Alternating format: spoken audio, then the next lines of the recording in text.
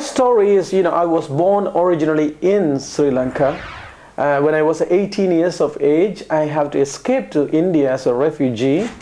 When I was in the, South India, it was sympathetic to the Tamil, I'm a Tamil, where one of the pastors who was himself a refugee visiting me with the Bible in his hand triggered the interest. Then I started to read the Bible, New Testament, which was given to my father by his Muslim friend. He didn't want that. But my mother took it with her, superstitious belief that will protect her. So I was a young man, I had nothing to do. I read. God met me wonderfully through another meeting where I went. So that was my beginning of my journey. Then I started to work with, at the time there was about 900,000 Tamil refugees. So I was young, there was a young Christians who became a new Christians. We just immediately went and lived among them and worked.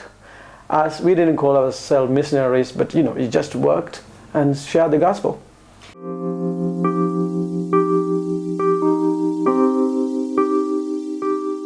My job is to go into the camp and meet with refugees. I love that, and I feel I am at home at times. And also to try to be a bridge between the local churches, the hosting nations. For example, in Germany, with the German brothers and sisters, they love to do something, but they do not know how to do it. So I think it's not that I know everything, but I'm trying to bring both groups in the middle, try to meet, say I'm a bridge, they can walk over me, if you like. Yeah, that is the things. And I have been successful in connecting with so many different local churches. We call it Refugee Ministry International. So we come together and we support and provide teaching and seminars. When I say teaching, we just live in front of them. I think that is the best teaching that you can do.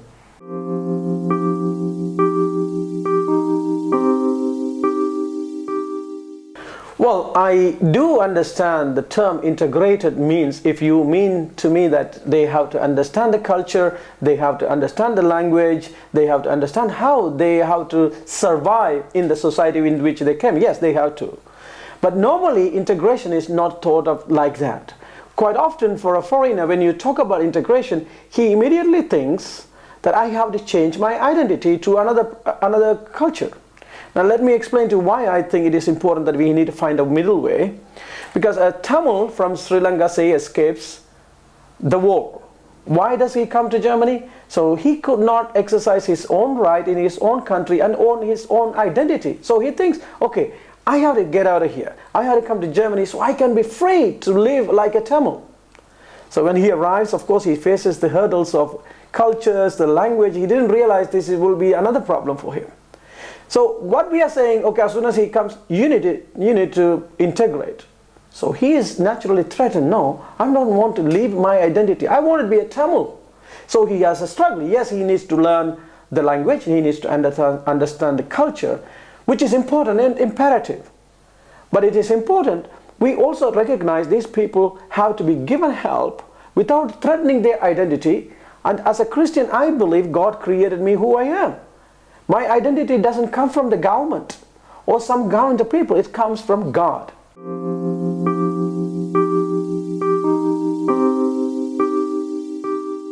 There is two extremes to avoid. One is integration, just you push people into assimilation, that is the next stage. The other one is inclusion, that you just take them without checking out their values. For example, we think about how a woman is treated in one other culture.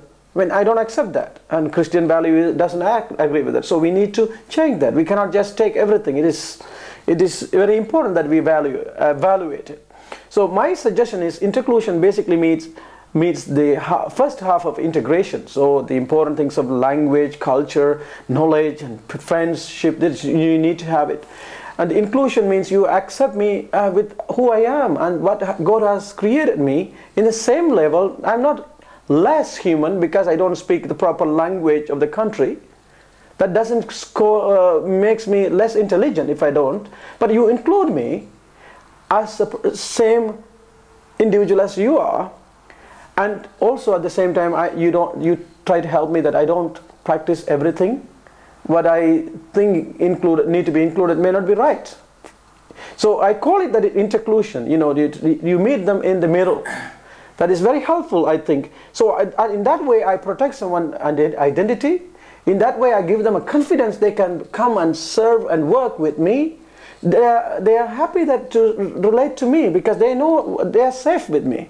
And they know that they can eat curry and rice as if you're an Asian, and I'm not threatening that is you have to eat pizza and potatoes. You know, it's important those little things though in our lives to guard. I will protect anyone's identity.